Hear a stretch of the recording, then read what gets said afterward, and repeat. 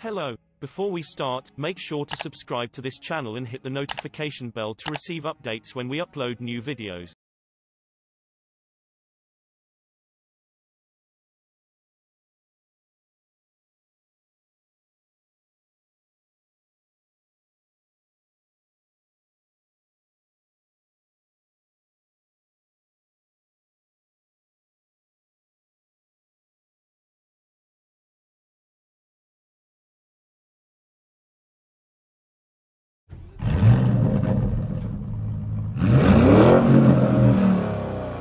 The 2021 Porsche Cayenne GTS Coupe's twin-turbo V8 makes it feel powerful and fast. Its massive exhaust pipes make it sound cool. But it's the integration of that stirring V8 in the Cayenne lineup's most aggressive chassis setup that makes it good. As what we'd consider the driver's pick among big Porsche SUVs, the mid-range GTS Coupe brings together a performance-price compromise that's difficult to ignore, well, until you start it up and floor the accelerator. Then it's impossible to ignore. The GTS formula for the latest Cayenne, both in coupe and regular SUV body styles, adds only a few new items from Porsche's parts bin.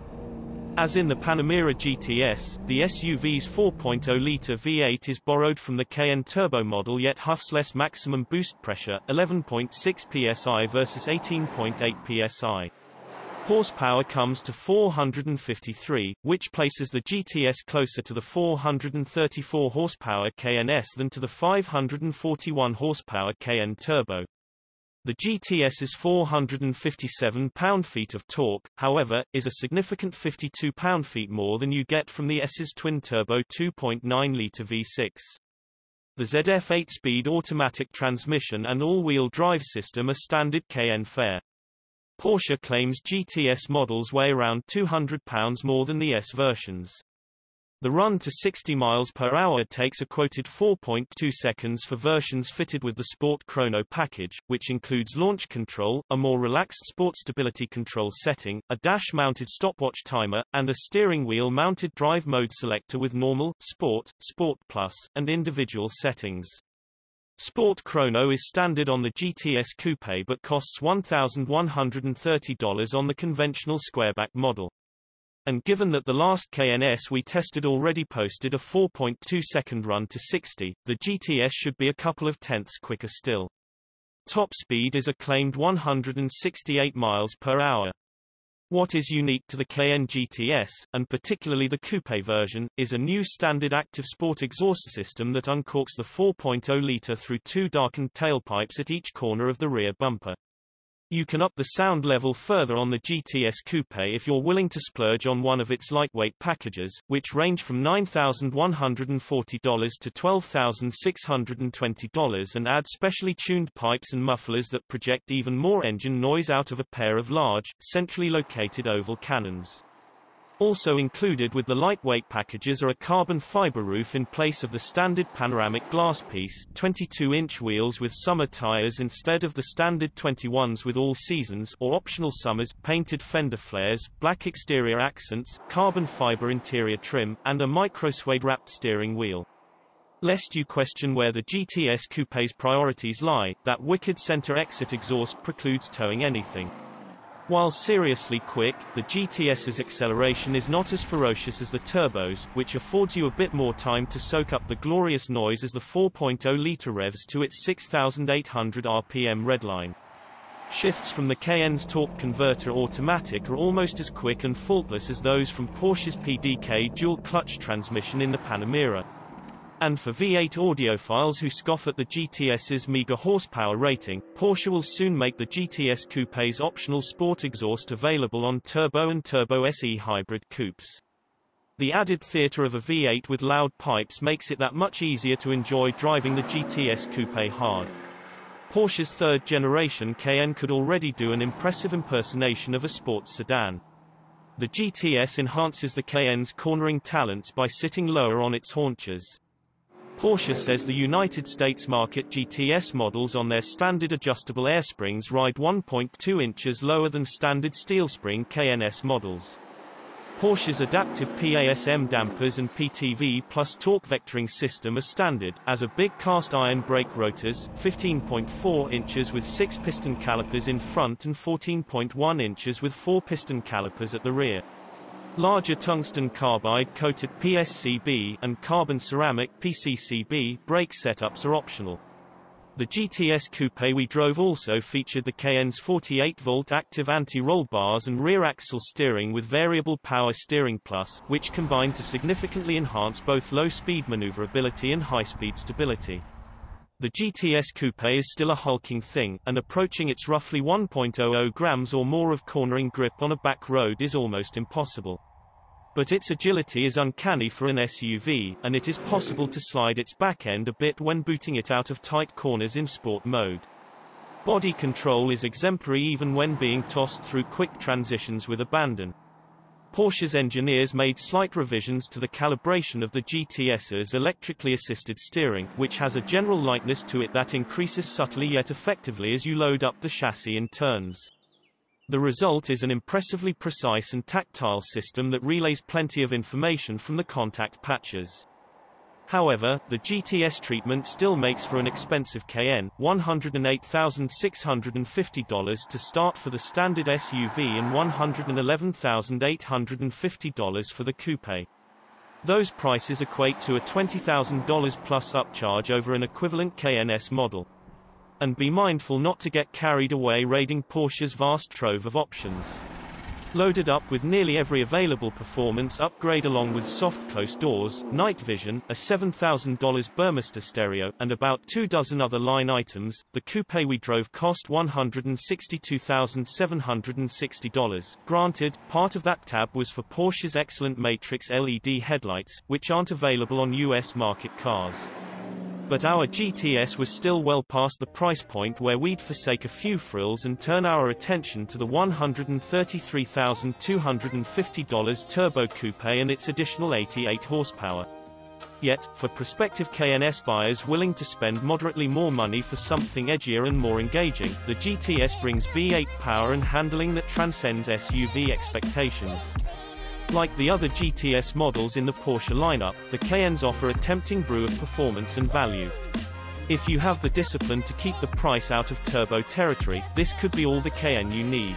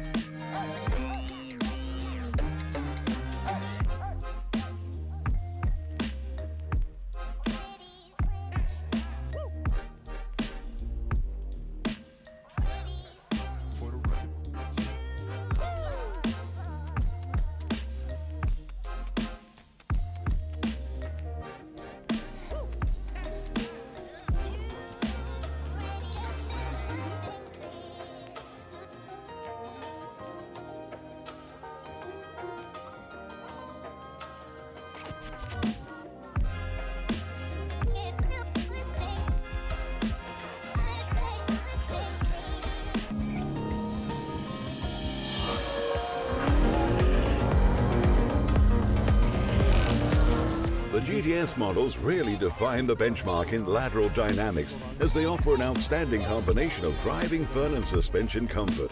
The setup of the chassis systems is more directed to the rear, which underlines their sportiness. At the same time, we take load away from the front axle, increase lateral guidance, and finally, a lower ride height and wider tires provide a solid basis for implementing it all. Torque distribution is allocated via the active all-wheel system, the Porsche traction management. At the heart of it all sits an electronically powered multi-plate clutch, which distributes the optimal drive torque between rear and front axle, highly variable and according to the drive situation.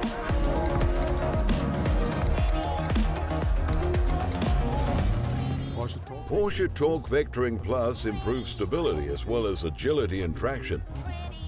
It is a combination of the electronically controlled rear axle differential lock and brake interventions from the PASM.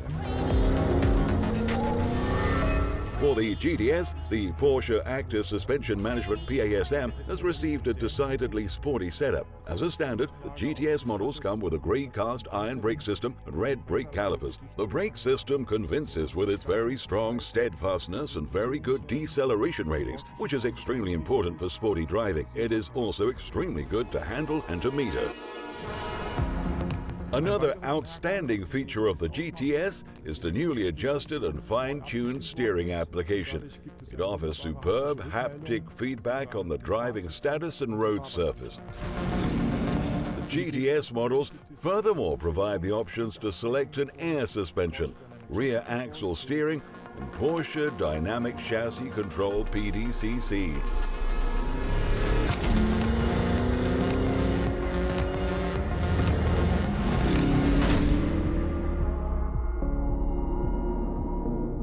The new V8 twin-turbo in the GTS has seen a significant power increase over the V6 engine of the predecessor, which also results in corresponding improvements to the performance ratings.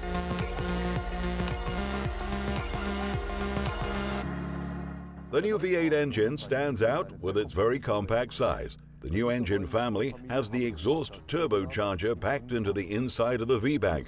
It offers substantial advantages in its response thanks to the short paths to the turbocharger. Combustion behavior is highly efficient due to the high pressurized petrol direct injection with up to 250 bar that comes in combination with the thermal management and an adaptive cylinder deactivation. The cylinder linings are fitted with a plasma coating, which offers strong sturdiness at high demand and load, which also provide very high efficiency thanks to low friction. Thanks to the use of high tensile but light materials and the innovative production techniques, the V8 engine is even lighter than the previous V6 engine.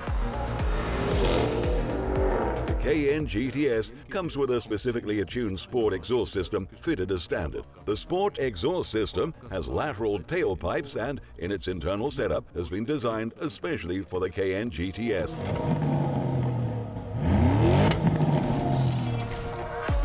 For the coupe models, we developed an extra highlight. We came up with an exhaust system mounted in the middle center that underlines the emotional character even more. This exhaust system is fitted in the middle but stands out above all through the flow separation, which has two entirely separate flow ducts that are not connected.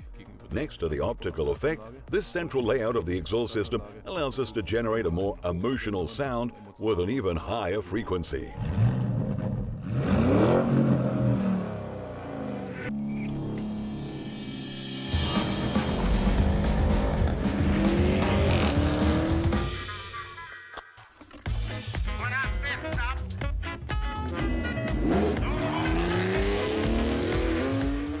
The arrival of the 904 GTS was obviously a sensation for me as a Porsche fan. Already back then, Porsche wanted to show it can bridge the gap between long-distance capability and sportiness, and the 904 GTS is a natural byword for that ability.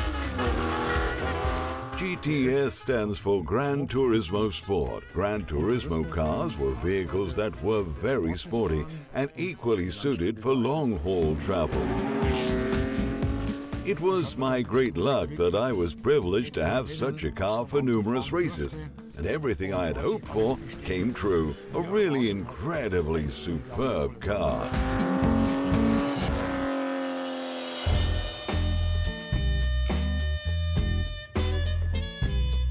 The design came from FA Porsche. If you look at its shape, you'll find it to be one of the best looking cars ever to be built.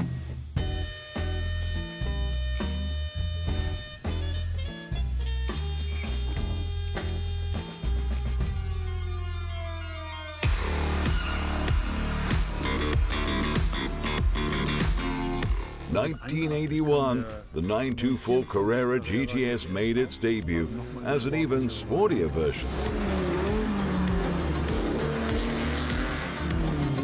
Porsche approached me and said, "You know what? You could race the 924 GTS for us.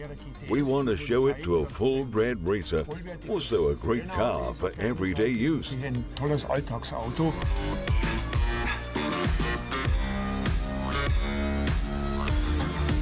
Following the 924 GTS, Porsche had another car bearing the GTS letters, the 928 GTS. It was built between 1992 and 1995 as the final evolutionary step of the 928. When I joined Porsche in 1993, I asked my colleague Hans-Joachim Stuck which company car I should take. He replied that I should go for the 928 GTS, the best car there was.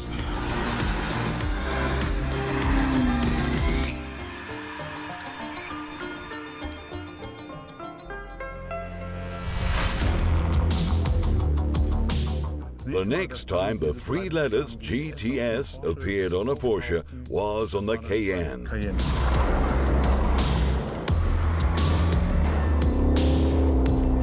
The assignment had been to make the sportiest off-roader by any comparison, and that's what it became.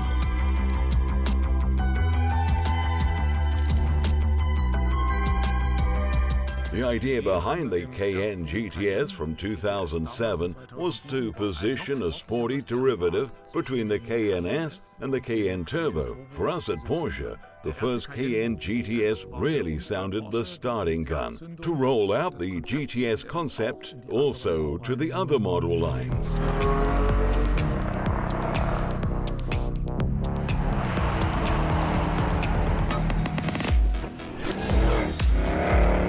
The second generation had even more power. It switched from a V8 aspirated engine to a 3.6-liter V6 twin-turbo.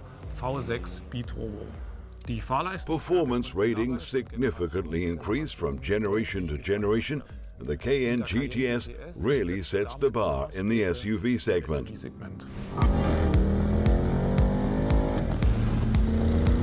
The current Cayenne generation is returning to the V8, which now comes for the first time as a V8 twin-turbo engine with a power of 460 PS. It completes the classic sprint from 0 to 100 km/h in an impressive 4.5 seconds. This means substantial improvements in the longitudinal as well as the lateral dynamics. For me, the GTS letters really bring a smile to my face. Thank you for watching, and don't forget to like, subscribe, and share this video. Subscribe to Auto TV.